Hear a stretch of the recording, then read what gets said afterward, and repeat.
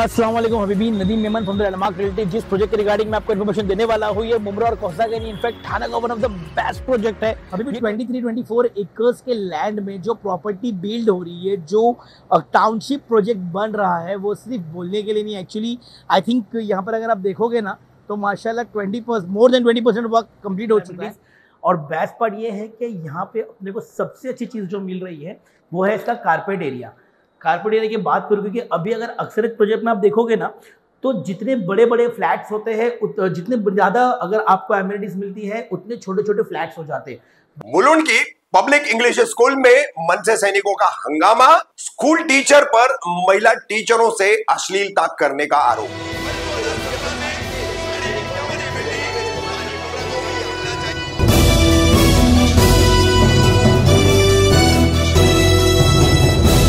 कामदार Hindustani reporter में आपका स्वागत है। मुलुंड की मुंबई पब्लिक इंग्लिश स्कूल, जहां पर 16 अप्रैल को मनसे सैनिकों ने और पदाधिकारियों ने जमकर हंगामा किया। यहां एक टीचर को उन्होंने पकड़ा, पुरुष टीचर है, जिस पर आरोप है कि महिला टीचरों के साथ में वो फोन कॉल्स करके अश्लील बातें करता है, उन्हें बाहर बुलाने की, फिल्म देखने के लिए चलने की बातें करता है। मगर शिकायतों के बावजूद मैनेजमेंट कोई कार्रवाई नहीं कर रहा था, जिसके चलते मनसे सैनिकों को शिकायत मिलने के बाद मनसे सैनिकों ने यहां पहुंचकर इस स्कूल टीचर को सबक सिखाया और आखिर में उसको पुलिस के हवाले किया। देखिए किस तरीके से मनसे सैनिकों ने हंगामा कर इस टीचर को अपने तौर पर सबक सिखाया है और फिर उसको पुलिस के हवाले किया है।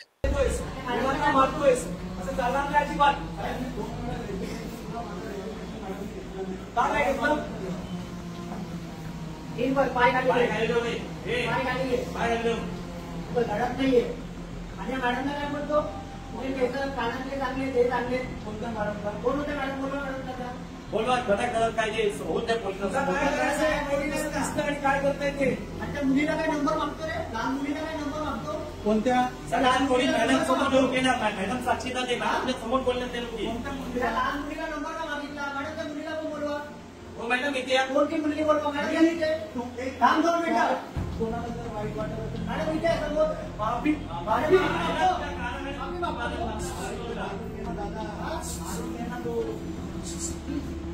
दादा लाख वाटली पाहिजे लहान लहान मुलीला तू बोलतो मॅडम यांच्या समोर मला केस बनवायचे ना केस तू लोक टेन्शन घेऊन तुला काय करायचं आम्ही बरोबर करू तू लोक आम्हाला करू तू लोक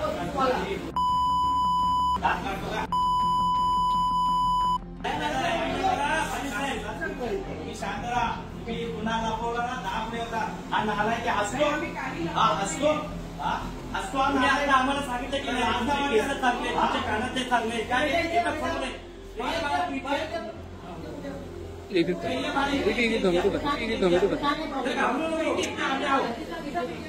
एवढं तिला इथे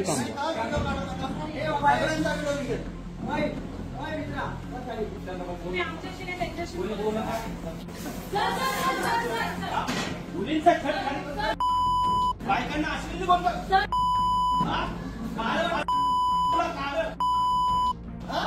आमच्या आई बहिणींना तू उलटा पुलटा बोलतोय रे या महाराष्ट्रात महिलांना अश्लील बोलतो तिला बोलतो तू अश्लील तू हे काय आताच बोलले रे तू त्या बाईला 12 वाजता फोन करतो रात्री 12 वाजता फोन भेटीला गेला समोर बोलतो या महिला विचारा बोलतात शांत नाही या प्रिन्सिपलवर कारवाई करायला पाहिजे त्यांच्यावर कारवाई करा आपण हे करतो शाळेचं नाव बदनाम होतं या मुलीला फोन करतो या शिक्षिकेला फोन करतो कशी ऍक्शन घेतली काय हा बसला कसा बघितलं का एवढा नालायकपणा करतो म्हणजे इथे येऊन त्याचा अपमान झाला तरी तू सहन करतोय.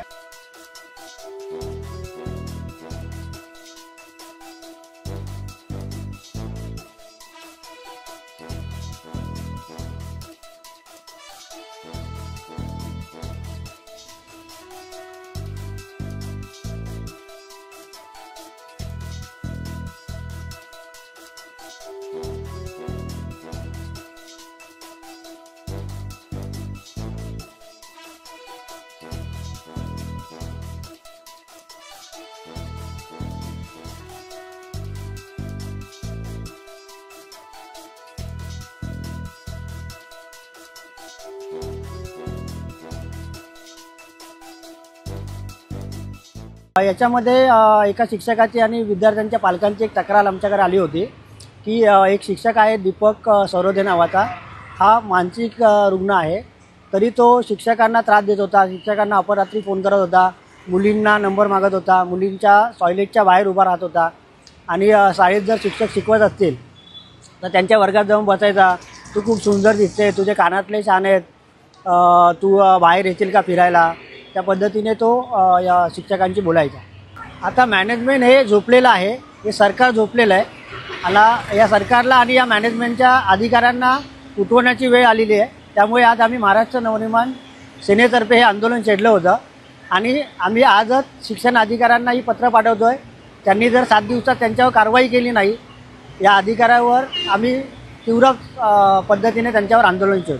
आज खरोखर या मुंबईसारख्या शहरामध्ये किंवा महाराष्ट्रामध्ये आज आपण पाहिलं असेल, बदलापूरसारखी घटना असेल, काही इतर ठिकाणच्या घटना असेल, तर त्या ठिकाणी जो शाळेचा जो प्रिन्सिपल स्टाफ असतो तो आपल्या या ठिकाणी जे गैरकृत्य करतात शिक्षक, त्यांना पाठीशी घालण्याचं काम देखील या ठिकाणी होत आहे. आज या बृहन्मुंबई महानगरपालिकेच्या मुलुंडच्या विजयनगर ही म्युन्सिपल शाळा आहे, तर त्या ठिकाणी एक विकृत असा सर होता की तो मध्यरात्री शिक्षक स्टाफ, जो महिला शिक्षक स्टाफ आहे, त्यांना फोन करायचा, तुम्ही कशा आहात, काय आहात, मला तुम्ही खूप आवडता, तुमच्या कानातलं खूप आवडतं, अशा त्यांच्या तक्रारी होत्या. त्यांनी वेळोवेळी प्रिन्सिपलकडे तक्रार करून देखील त्या प्रिन्सिपलने त्याची दखल घेतली नाही आणि त्या लोकांनी आमच्या महाराष्ट्र नवनिर्माण सेनेचे सन्माननीय नेते अमित साहेब यांच्याकडे तक्रार केली आणि अमित साहेबांनी आमच्या विद्यार्थी सेनेला उपविभाग अध्यक्ष, त्याचप्रमाणे शाखाध्यक्ष यांना कळवलं की या ठिकाणी असा गोंधळ चालू आहे आणि आमची तात्काळ मनसेची टीम या ठिकाणी पोहोचली. जो सावळा गोंधळ होता तो आम्ही पोलिसांच्या निदर्शनास आणून दिला आणि या ठिकाणचे वरिष्ठ पोलीस निरीक्षक यांनी तात्काळ या ठिकाणी येऊन त्याची कानउघडणी केली, त्याला ताब्यात घेतलं, त्याच्यावर गुन्हा नोंदवला आणि आम्ही महाराष्ट्र नवनिर्माण सेनेच्या वतीने त्यांना ताकीद दिली की यापुढे जर अशा काही घटना घडल्या तर त्याचं काळं तोंड केलं जाईल आणि त्याला योग्य ती शिक्षा दिली जाईल. हा या ठिकाणी आम्ही त्यांना, शाळा प्रशासनाला, त्या प्रिन्सिपलला निर्वाणीचा इशारा आम्ही या ठिकाणी दिलेला आहे. परत जरी अशा घटना आमच्या निदर्शनात आल्या तर त्याला तुडवल्याशिवाय मनसे राहणार नाही. हा निर्वाणीचा निशाणा आज या ठिकाणी आम्ही देत आहोत. व खरं या ठिकाणी म्हणायला लागेल, ज्या प्रिन्सिपल होत्या त्या प्रिन्सिपल म्हणाल्या की यांनी मला त्याचा राजीनामा दिला, पण त्या प्रिन्सिपलनी त्याचा राजीनामा नाही स्वीकारला. ही दुर्दैवाची गोष्ट आहे. खरं तर या प्रिन्सिपलवर कारवाई करायला पाहिजे.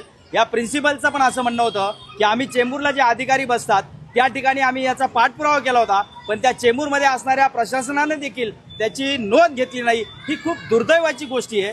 जर ह्या शिक्षण हे पवित्र असं शिक्षणाचं स्थळ आहे आणि या ठिकाणी जर असा सावळा गोंधळ होत असेल तर याला वाली कोण, याची दखल कोण घेणार? सरकारला आमचा इशारा आहे की ह्या सगळा जो काही सावळा गोंधळ आहे त्याच्याकडे तात्काळ तुम्ही लक्ष द्या, नाहीतर अशा दुर्घटना झाल्यावर तुमचं प्रशासन जागा होतं का, हा आमचा प्रश्न आज सरकारला आहे.